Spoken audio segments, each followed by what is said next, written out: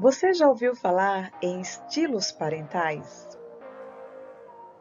Fica aqui a professora doutora Joana Dark de Souza Lopes irá nos falar o que é estilo parental, quais são os estilos parentais, quais as consequências de cada um dos estilos parentais na formação da personalidade do sujeito. Olá, espero que vocês estejam todos bem. Hoje nós teremos um bate-papo muito bacana com uma pessoa muito especial. Mas antes de começarmos esse bate-papo, eu gostaria de falar para vocês uma frase do Vygotsky, onde ele fala: "Nós nos tornamos nós mesmos através dos outros". E esse autor que defende tanto a interação, né, do sujeito com o meio, do sujeito com outros. Pensando um pouco na convidada de hoje, eu pergunto: e qual é a qualidade dessa nossa interação? Vale interagirmos de qualquer maneira? Ou essa interação ela tem que ter uma qualidade especial, ela tem que ser qualificada? Eu trago para conversar com vocês um pouco a professora doutora Joana Dark de Souza Lopes, doutora em Psicologia Social. Então vamos lá, doutora, tudo bem? Seja super bem-vinda. Olá, professora Ducileia, tudo bem? Obrigada pelo convite e obrigada, por estar aqui com você. Doutora, então eu gostaria que você nos falasse o que são estilos parentais.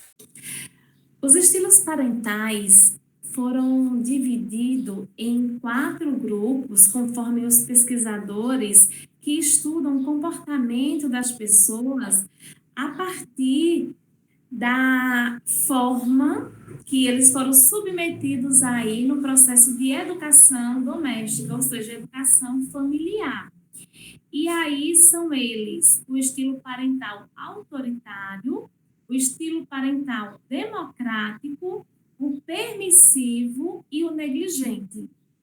São esses os tipos de estilos parentais que foram classificados, e quando fazemos uma reflexão dentro da própria nomenclatura, já conseguimos aí identificar um pouco, do que se refere cada estilo parental. Doutora Joana, fala para nós um pouquinho quais são as características de cada um, né, desses estilos parentais e quais são as principais implicações na formação da personalidade do sujeito, né? Pensando principalmente nas crianças, na sua formação inicial da personalidade e pensando também nessa interação, né, do sujeito com a família e tudo mais.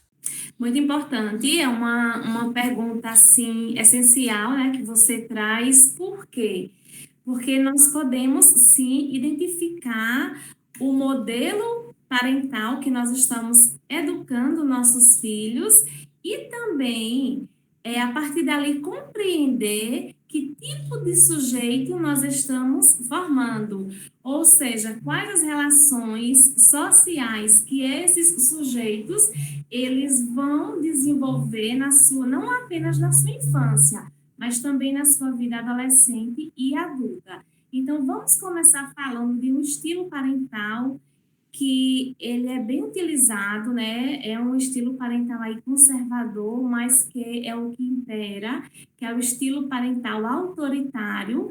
E aí, como o próprio nome já diz, né? Nesse modelo, o que é que acontece? O pai e a mãe, eles colocam ali como essência a, a total obediência dessa criança.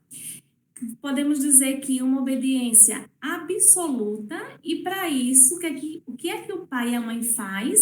Recorrem às punições. E aí, eu sou culpado por ser mãe, eu sou culpado por ser pai? Não, gente, ninguém recebe um manual de pai ou de mãe quando se torna pai, quando se torna mãe.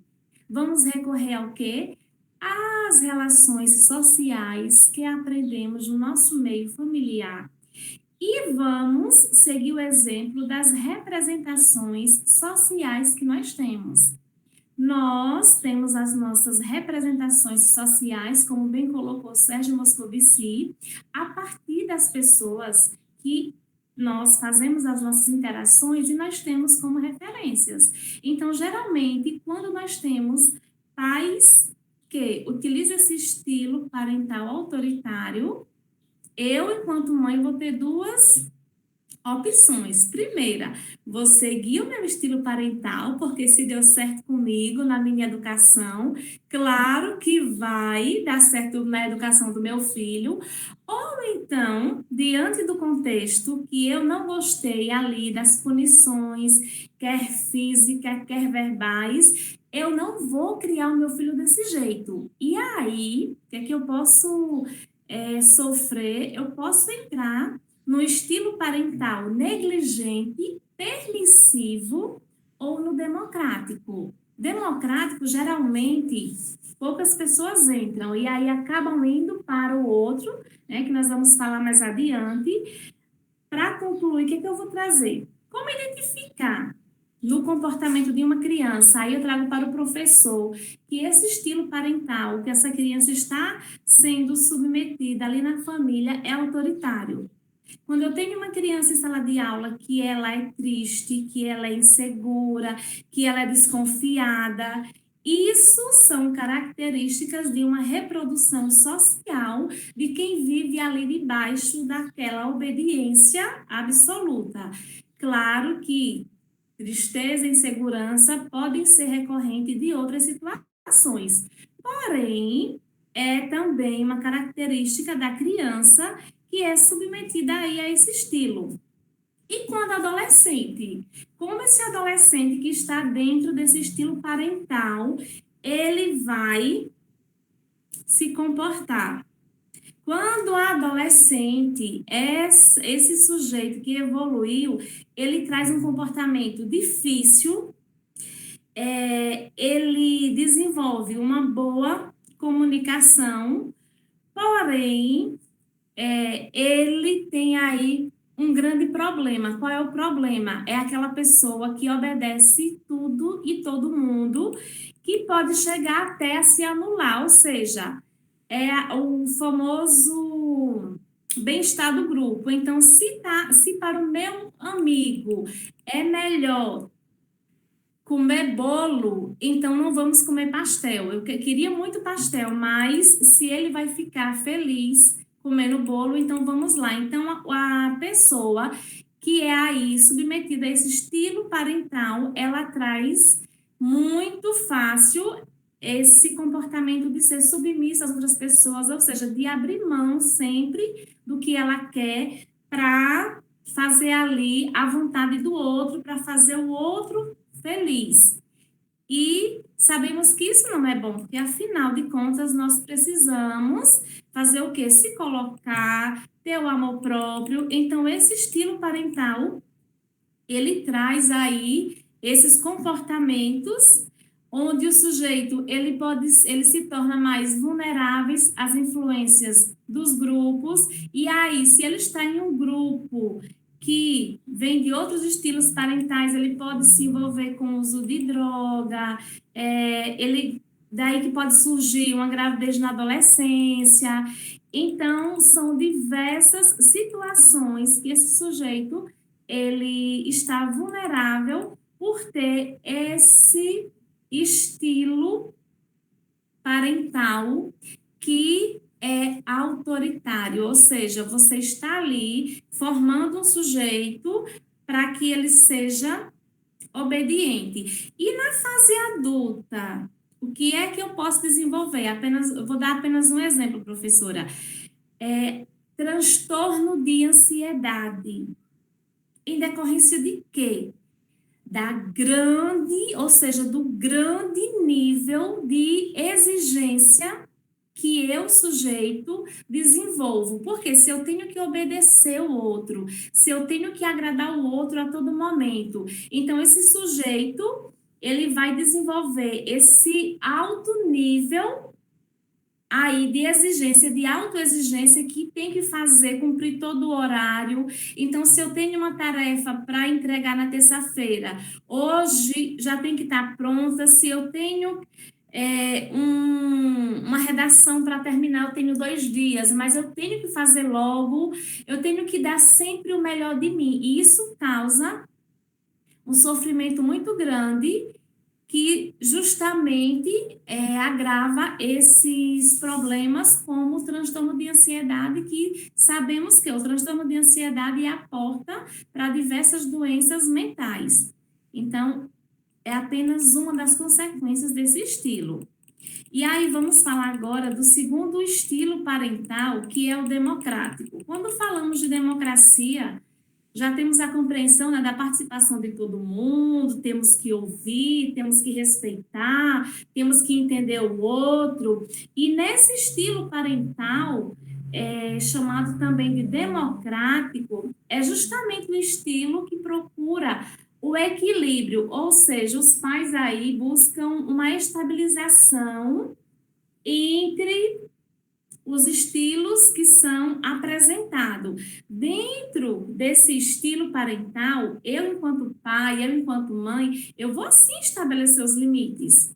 Eu vou sim trazer regras.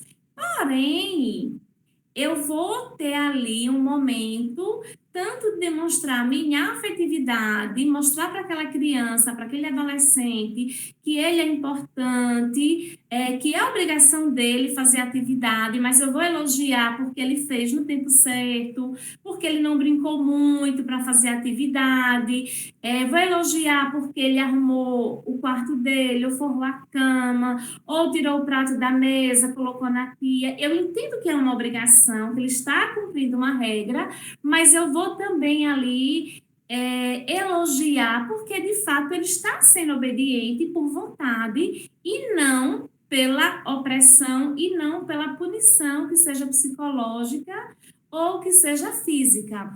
E aí, dentro desse estilo parental, o que é que você vai ter? Você vai ter uma criança que ela vai ter um equilíbrio emocional maior, ela vai entender que ela tem que fazer, ou seja, obedecer regras, não por punição, mas sim por dever que ela tem enquanto pessoa. Esse é o estilo parental que a criança, que o adolescente, que o adulto submetido vai ser mais feliz, vai ser mais alegre, porque ele vai compreender, ele vai saber respeitar o outro, o espaço do outro, ele vai aí, dentro desse processo, ter segurança, então vai ser um adolescente seguro, vai ser um adolescente que vai saber expressar o seu desejo. Eu não vou fazer isso porque você quer, mas eu não vou fazer porque não estou com vontade de fazer. Ele vai ter uma maior percepção entre o certo e o errado, porque a partir do momento que o pai, que a mãe senta e explica o que é certo, o que é errado, que traz as consequências daquele ato ali que ele está dizendo para o filho, orientando que é errado, ele traz ali também autonomia para aquela criança, para aquele adolescente. Ó, meu filho, um exemplo, bebê na adolescência, você pode, mas é errado.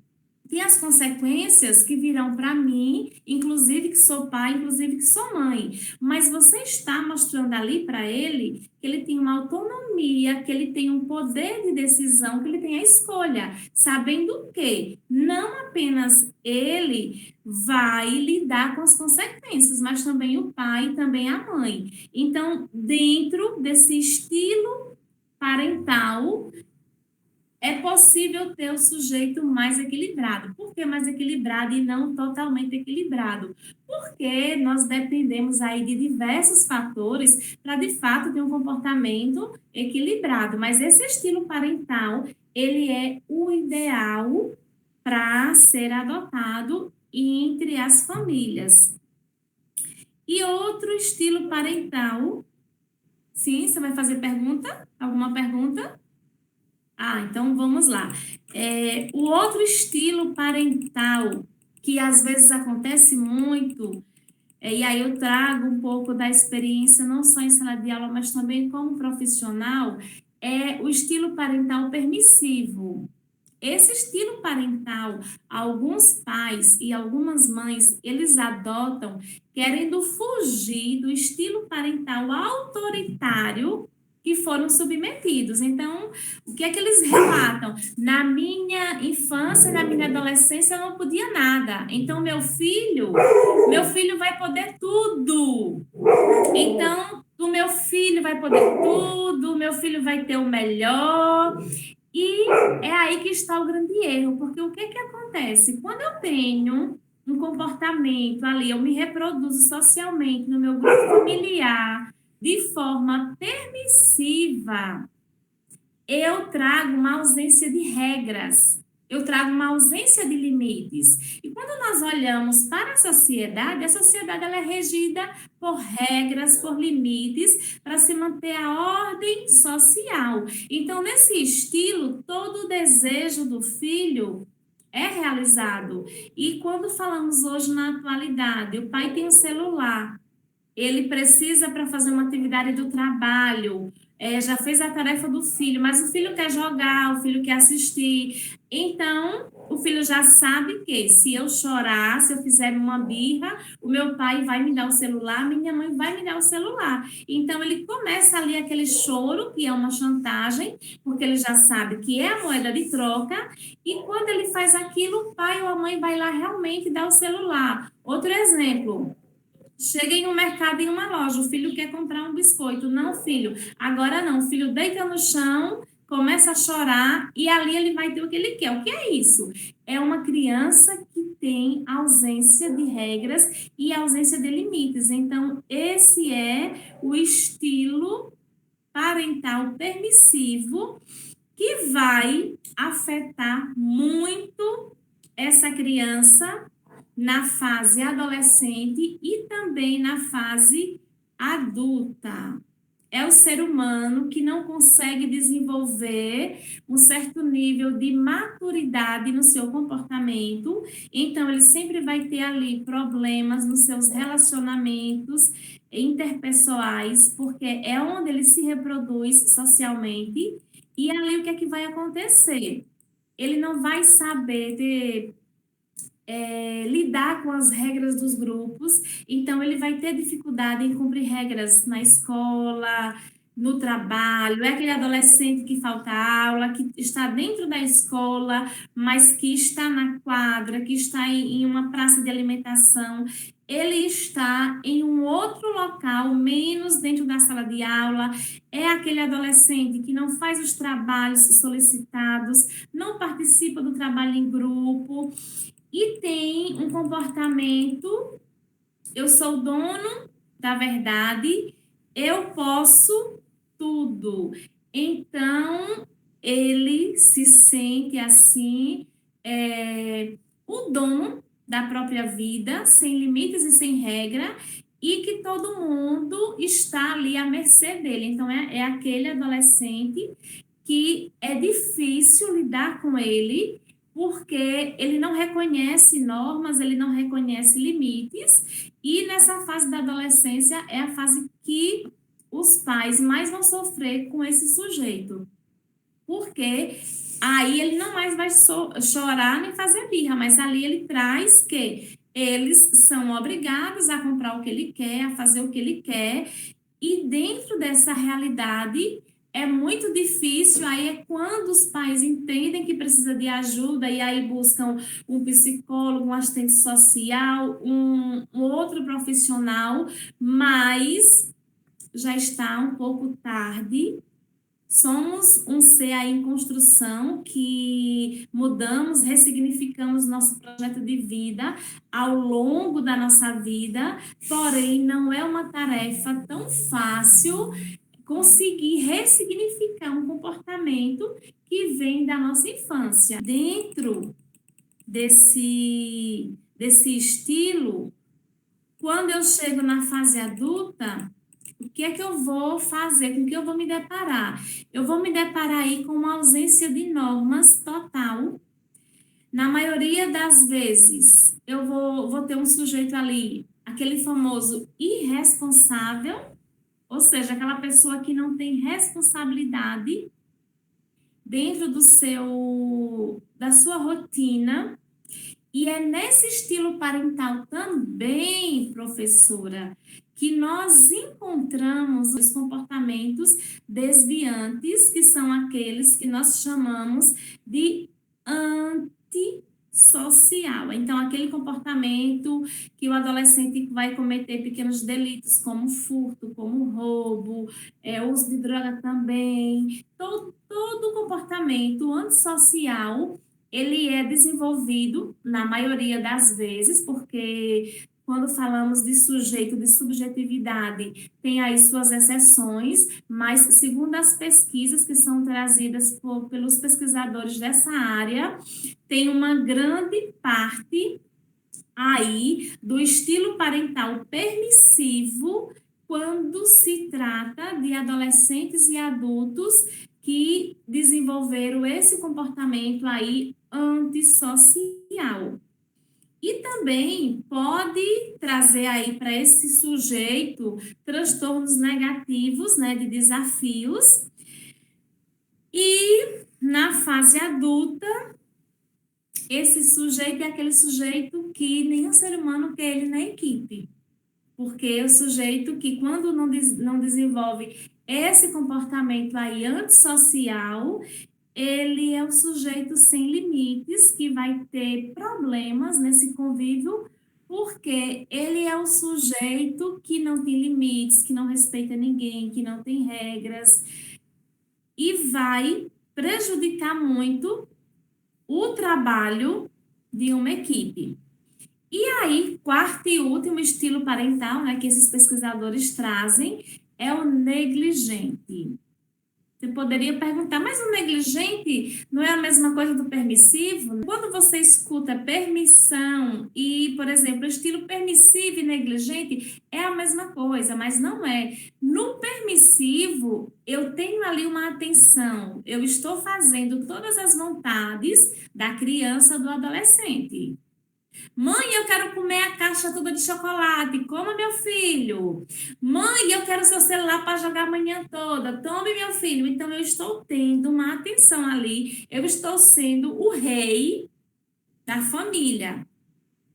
Tudo que eu quero, eu tenho. Ah, porque eu não tive isso, então meu filho quer, eu vou dar. Ah, porque eu nunca tive um livro desse, então meu filho quer, eu vou dar. Ah, porque eu nunca fui em tal lugar, nunca fui naquele parque, então meu filho quer, eu vou levar. E aí faz todo aquele sacrifício para levar esse filho para lá, e não existe aquele diálogo que existe entre e dentro do estilo parental democrático, e aí aquele sujeito que está ali em formação, aquela criança, ele não vai entender o significado de tudo, as consequências de tudo, mas ele vai se sentir o quê? A pessoa que pode tudo. E para ele não tem limites, para ele não tem regra, é o que ele quer e pronto, independente de quem esteja na frente, independente de quem ele precise passar por cima.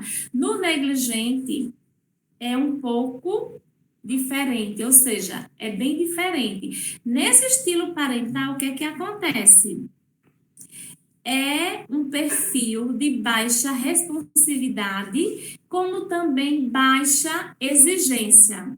Eu não exijo nada e eu também não tenho ali uma demonstração de afeto e nenhuma importância. Enquanto que no permissivo, aquela criança, ele é importante, eu dou o que ele quer para ele não chorar, eu faço todos os desejos deles. No negligente, eu não vejo, é como se aquele filho ele fosse invisível. Então, é importante eu fazer, importante eu comprar minha roupa, importante eu fazer o meu curso, importante eu assistir aqui o meu filme, a minha série, a minha novela, e você fica aí, largado. é aquela criança de fato invisível. Eu não pergunto se tu tem tarefa da escola, eu não pergunto como foi teu dia na escola, se você quer ajuda. Não, é de fato aquele filho que está ali de corpo presente, mas eu não faço nenhuma ação para contribuir com aquela educação, com aquele sujeito.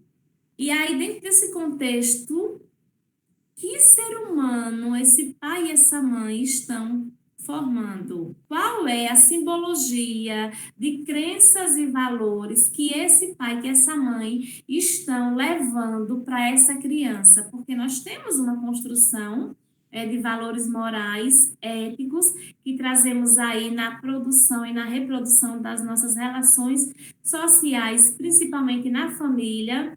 Depois, a partir das representações que nós trazemos na nossa vida, e aí quem são as pessoas da minha família que eu vou ter como representação social, quem são as pessoas da minha vida ali, do meu grupo, quem é o professor que eu vou ter como referência, quem é a figura religiosa que eu vou ter como referência. Quem são essas pessoas que vão contribuir na minha formação pessoal, na minha identidade social? Porque todo sujeito, ele tem uma identidade social. E dentro desse estilo negligente, a família ela fica ausente dessa formação social.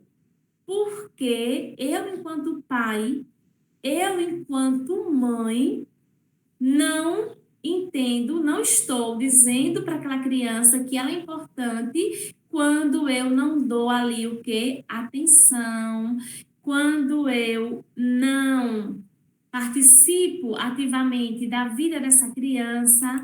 E aí essa criança ela vai ser alguém que ela vai ter um alto nível de baixa estima, ela não vai se sentir importante, vai ter um alto nível também de autocrítica, porque eu não sei, porque eu não posso, porque eu nunca fiz as coisas certas, porque tudo que eu quero dá errado.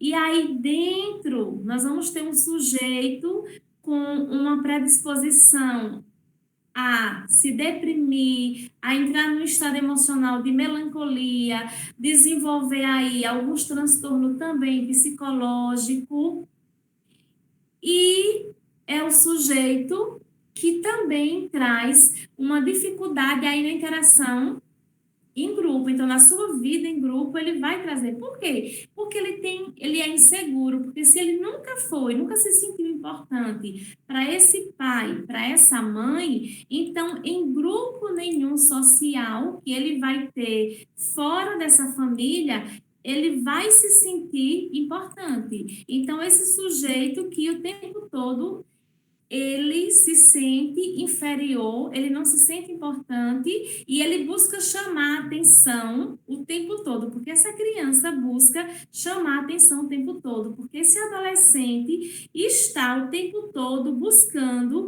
chamar atenção, porque ele não teve a atenção da sua família e ele quer se mostrar importante, ele quer mostrar que ele sabe fazer alguma coisa, que ele tem um valor, porque lá na família dele ele nunca foi visto dessa forma.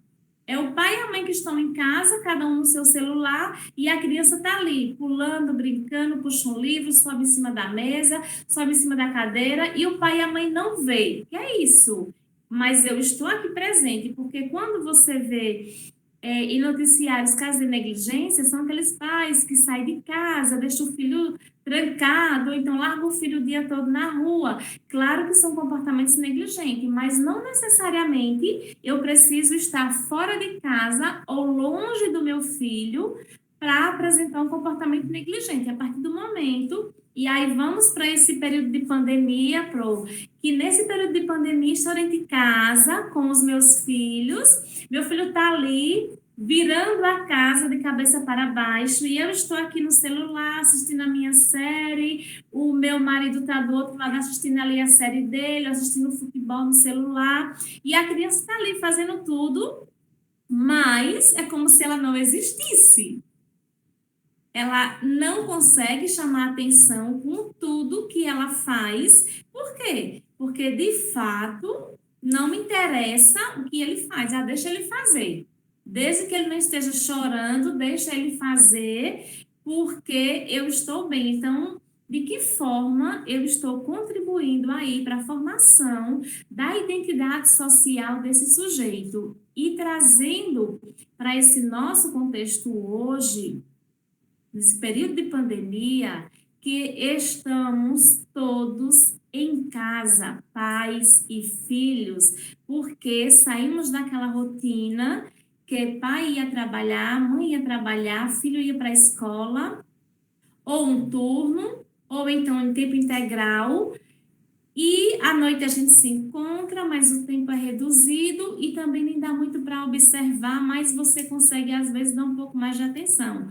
Porém, agora estamos todos dentro de casa e dentro de casa precisamos refletir muito, principalmente sobre o tipo de sujeito que estamos construindo para o mundo.